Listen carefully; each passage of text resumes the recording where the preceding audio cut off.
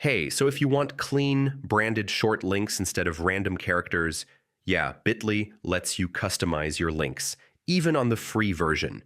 In this guide, I'll show you step by step how to create custom short links more easily. First, go to the Bitly website and log into your account.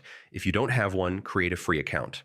Once inside your dashboard, click the Create button to start a new link. Now paste your long URL into the field.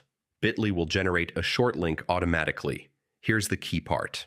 Edit the back half of your link.